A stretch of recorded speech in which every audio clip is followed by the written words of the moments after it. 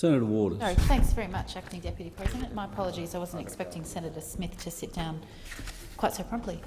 I rise to speak on the Native Title Amendment Indigenous Land Use Agreements Bill of 2017, which is also known as the bill to ram through the Adani coal mine against the wishes of the local Wangan and Jagalingou people.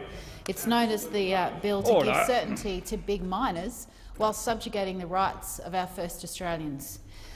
So first to the process. As we know, this bill was rushed through the House of Representatives about 5 seconds after the court case found that many of these ILUAs are invalid because not all of the native title claimants and registered claimants have ticked off on them. Now, that's an eminently sensible decision by one of our courts, and of course this government doesn't like the fact that that casts some doubt on the ability of the big miners to ride roughshod over not only our land but over the rights of Indigenous people whose land it was and still is. So we have concerns about the time frame and the fact that this was rushed through not only the House but then rushed through a very hasty Senate committee process. And as the record will show, we Greens sought to extend out the report date for inquiry, but sadly we weren't supported by the Senate to do that. So the upshot of that was submitters didn't have enough time to prepare their submissions and we only had one hearing. Now, everyone would accept that native title as a body of law is incredibly complicated. It's also an issue where it's incredibly important that we get it right. And we've got a legacy in this country of abominable decisions when it comes to recognising and respecting our first Australians. The Native Title Bill is regularly criticised for being a poor construct which ill fits with the rights that still exist and should be legally recognised as still existing. So to be rushing through a dodgied-up amendment at the last minute to an already complex area of law was bad practice, but to do that to favour a big mining company to open up one of the biggest coal mines in the world to further trash the climate and the reef is utterly unforgivable. So that's our concerns with the process. The other issue that we have, of course, is that the communities are not. There is a lot of opinion about this bill, and that clearly Aboriginal people do not speak with one voice, and clearly we should not seek to speak for them, which is another matter I'll go into. But there has not been enough consultation on the effect of these proposed changes. And I've personally met with traditional owners, particularly from that Wangan and Jagalingou group, who are deeply opposed to ramming through these changes to our native title laws. Adrian Burragubba and his niece Marawa Johnson have been campaigning for reforms to the native title system, as have many other traditional owners in Queensland that I have occasion to meet with. They have been campaigning for their rights to be properly respected, and instead there's been a litany of, frankly, dodgy practice around the signing of this ILUA. And I've had lengthy briefings with Adrian where he has explained to me how the mining company has bussed up people who are not even from the local area to stack the meetings. Can I ask that you call the minister to order, please, Deputy Speaker? And so they have been bussing in people that don't genuinely represent the Wangan and Jagalingou mob. And as a result, an ILUA has been signed that does not reflect the wishes of that mob. Now, is it any wonder that the government, of course, wants to preference the needs and the wishes of a big mining company ahead of reaching a genuine consensus and a genuine free, prior and informed consent arrangement with our first Australians? Of course, our laws don't enshrine the requirement for free, prior and informed consent. Internationally, we have that obligation, but there's been no steps taken whatsoever to put that into our domestic laws. Again, a real blight that we should be attending to fix as a matter of urgency. But no, that would of course make it more difficult for the big mining companies, so you won't see that out of this government. You probably won't see it out of the opposition either. Now, it's pretty clear that this bill is a sop to Adani, and the relevant minister admitted as much earlier today. He really belled the cat in that Adani have lent on the government, they've lent on the state government, they've demanded certainty. The audacity of them demanding certainty when this is Indigenous land has been and always will be. They've demanded certainty, and now the government is saying, oh, you want us to jump? How high would you like us to jump? Ramming through these laws. We saw the Queensland Premier, Anastasia Palaszczuk, head over to India in the last few weeks and do a deal with the head of the Adani Group of companies and assure him that it would all be settled, it'd be fine, she'd sort it right out. They have rolled out the red carpet for this company. It's a shame they've done no such thing when it comes to the first Australians in Queensland. Of course, she was hot on the heels of our state premier was none other than the Prime Minister himself, who also went over to India in a big sop to Adani and its company group. And he again also said, we'll sort it out, don't you worry about that, mate. We will trash our native title rights and we will fix this. We will fix this for you so that you can build one of the largest coal mines in the world on Indigenous land, and we don't care if the local mob don't support it, because we've got some signatures on a bit of paper from the wrong people, but we don't care. We'll use the law to abuse the process and make sure that your donations keep flowing to us and that you can rip out the guts from our land. It's really clear that the impacts of this mine would completely trash the significance and the specialty of that land, both for non-Indigenous people but importantly for the Wangan and Jagalingou people. They are deeply concerned about the impacts on groundwater and they are deeply concerned about the impacts on their dreaming sites. And they have taken me powerfully through some of the dreaming stories of that land, and it is moving and it is something that should be respected. And instead, this government is saying that it wants to simply roll out the red carpet even more for a big mining company, and it doesn't give a damn about the rights of the Wangan and Jagalingou people who are desperate to have their voices heard in the native title process and their rights then respected. But as we've seen, the native title process itself has been a construct that, from the word go, was a compromise to suit the white fella. And now we have some amendments which will make it even more convenient for the mining companies and even less of a genuine system to recognise the prior existing rights of Indigenous people. So it is an absolute abomination in my view.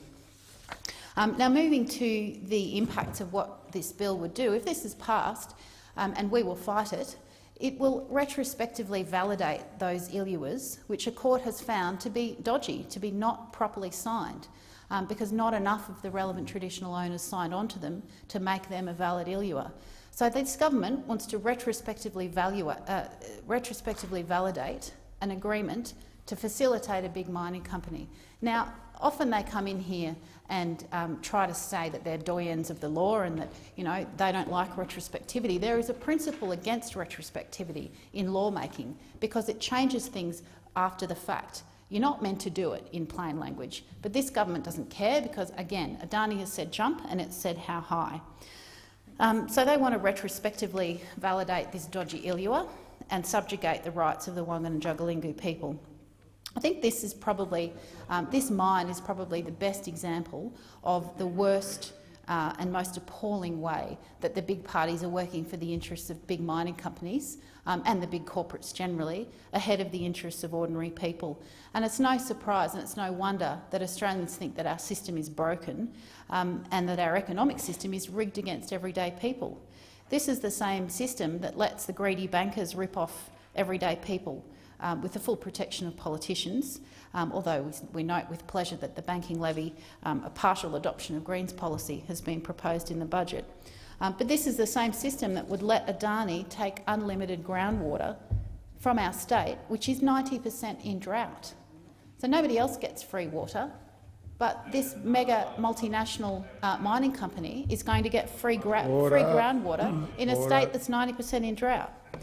So this is the same system that wants to give $1 billion of public money to that very same company on a concessional loan, which will cost the budget, and we've sought to establish that in estimates, tens of millions of dollars it will cost the budget to give this concessional loan to a company led by a billionaire who shouldn't need the support. It's got a complex corporate web of companies. If they can't even organise themselves to fund their own project, why is the taxpayer being asked to put its hand and provide public money for this project? And on that point, I want to pick Labor up for saying, for trying to walk both sides of the fence. They keep saying if this project stacks up, then it should get NAIF funding. Well, the whole point of the NAIF funding is that it can only fund projects that don't stack up commercially. So I'm afraid Labor's rhetoric is utterly inconsistent when it comes to its pathetically divided approach on this enormous mega mine. one wonders why the big mining companies, and Adani in particular, have such influence over both sides of politics and both levels of government. And one needs to look no further than the political donations that are made by the fossil fuel companies to both sides of politics.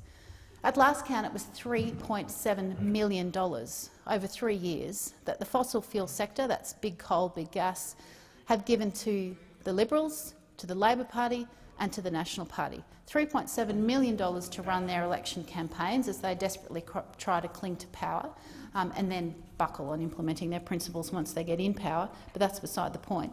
These donations are incredibly generous, and it is very clear that they are having the impact of policies that are designed to benefit the big corporates and to sacrifice the environment and to ignore the interests of ordinary community members.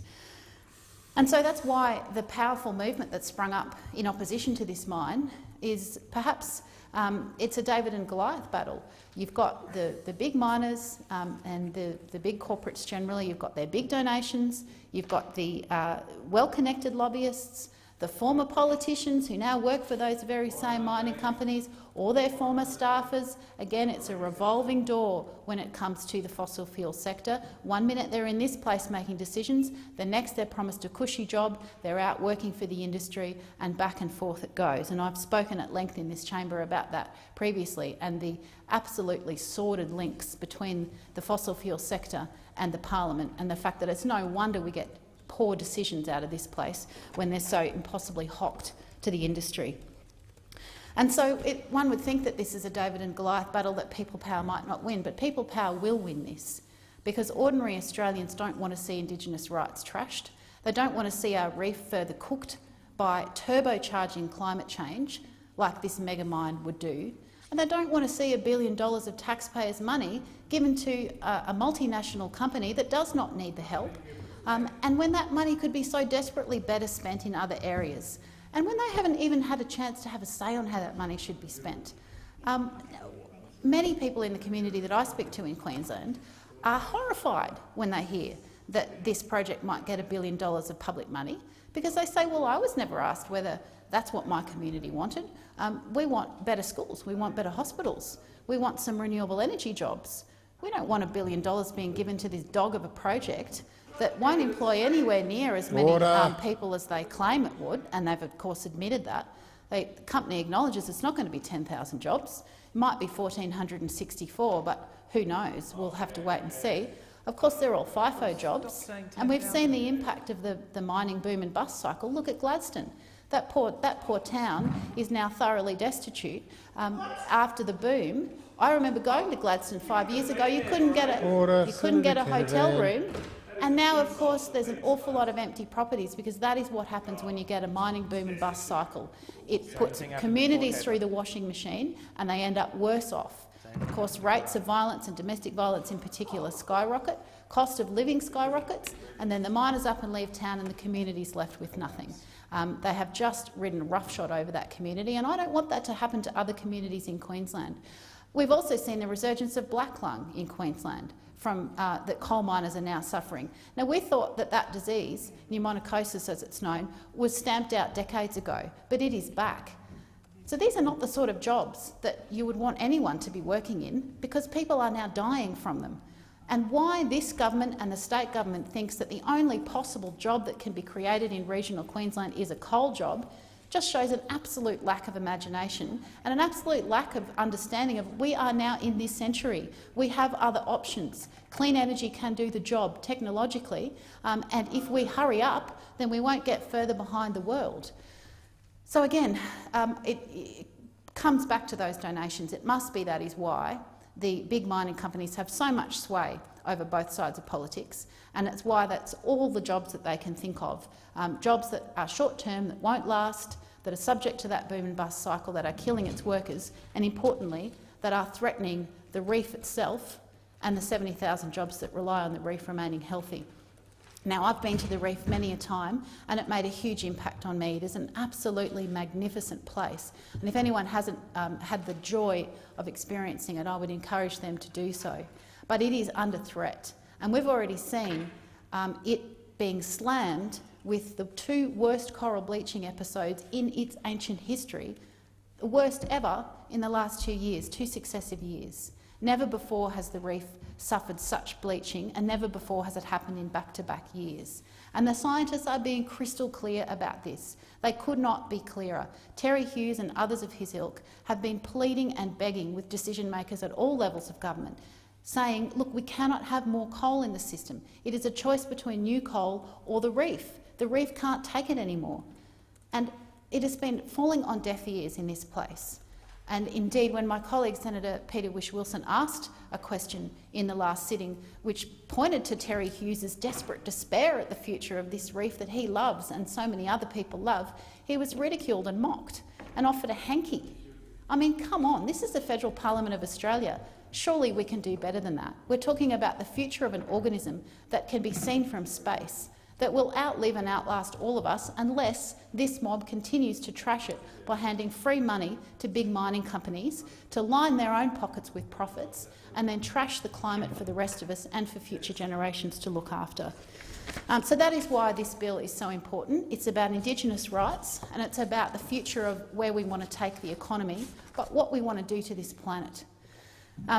I've mentioned before that the red carpet has been rolled out for this company, and I want to just go through precisely what State Labor have done.